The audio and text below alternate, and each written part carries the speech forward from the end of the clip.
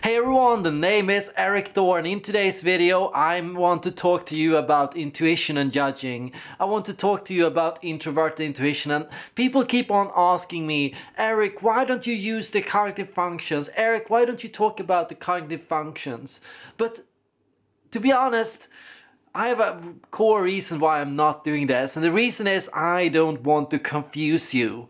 I don't think the cognitive functions are practical or necessary to use, and I don't think they are important. I don't think it takes away from what I say or the factuality of what I say.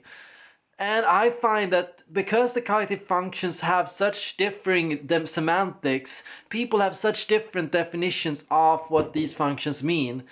Because of this, I find it misleading. Because how do you know which definition of intuition I am using?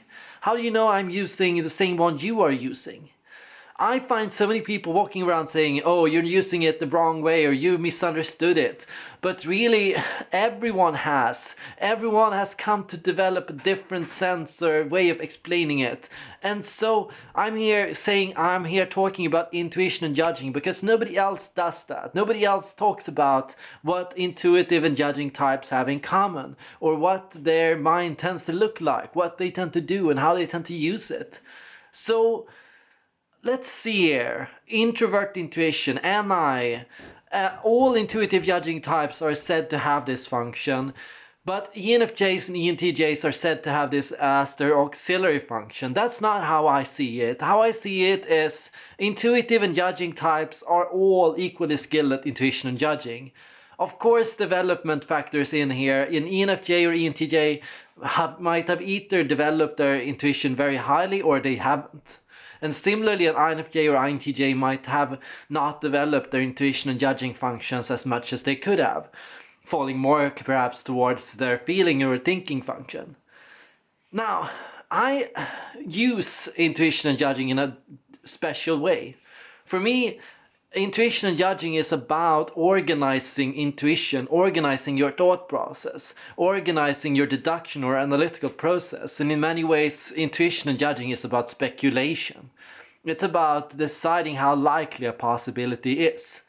And before I understood this, I found myself thinking, how can introvert intuition do this? How is it possible INTJs and INFJs seem so good at estimating the likelihood of an event? How is it INTJs and INFJs seem to know which possibility is the most likely? And how do they decide which intuitions are less important or less interesting? Because INTJs and INFJs have this idea of what is likely, what is possible, what is relevant. When it comes to intuition, intuitive perceiving types don't have this. Intuitive perceiving types don't really understand what it is that gives an idea its relevance, or how relevant the possibility is. That's not important to them. The interesting thing for an intuitive perceiver is how interesting a conclusion might be, or entertaining it for the sake of learning. Intuitive judging types have an idea of what is likely, and this idea comes from having a system of ideas and weighing your idea against this system of ideas. You have to consider how an idea fits with the situation, with your system, or with some form of algorithm to define which idea is the most relevant. You have to have a way of deciding how relevant an idea is. And intuitive judging types work on relevance by finding ideas that are original, new, novel, and that fit and that work well to solve a problem in the world, but also ideas that seem to fit with their other ideas, ideas that make sense with their other associations, ideas that fit with their bigger picture. Intuitive judging types are described to have this big system of ideas, this bigger picture that they look at everything from. And everything is dependent on how well your idea or how well your intuition fits with your bigger system. And the bigger your system is, the better you are at judging the accuracy of something. You can, as an intuitive judging type, determine how likely it is the financial economy will collapse. But the more you know about the economy, the better you've studied it, and the better attuned you've gotten to this complex process, the more likely your intuition is to come true. An intuitive judging type with no experience in this field is of course going to struggle to make an accurate prediction about this.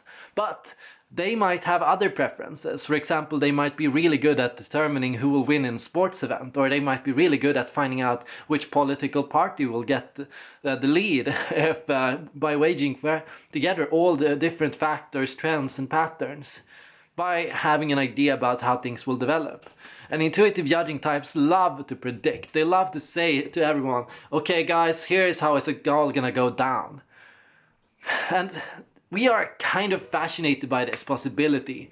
Fascinated by the idea that we can predict and make sense of the complex world around us. What other type is able to confidently speak out on and say this is how the world's gonna be 10 years from now or 5 years from now? But the intuitive judging type. We are fascinated, thrilled by possibility and by relevant possibility and by finding out that we were able to think of something that later on came true. That's our biggest, I think, sense of orgasm or biggest sense of thrill. It's really something that can give you a sense of confidence and yeah, I'm good at this stuff. Wow, I know what I'm doing. The better we are at predicting, the better we are at using a big system to understand the world, the more confident we are to speak out in the world and to engage the world. If we don't feel confident about our possibility, we're gonna be more inhibited, more laid back, more withdrawn. And we are gonna be in that situation of being locked in study. People can describe accurately INTJs and INFJs as wizard types, monk types that retreat into their inner world to get the good sense of the big picture, to get that grasp of it all. And that kind of requires you to not constantly be surrounded by possibilities, but to actively spend time synthesizing possibilities, narrowing down possibilities, deciding which possibilities are irrelevant and deciding which ones are important. It's about finding focus. It's about finding that core idea that everything can fit together with. It's about eliminating ideas that don't fit. It's about making sure everything is connected, because that's the important thing here. I mean, INTJ and INFJ seeks ideas that fit together into a big system. And that's the fascination of being an intuitive judging type. And a lot of this also applies to ENFJs and ENTJs.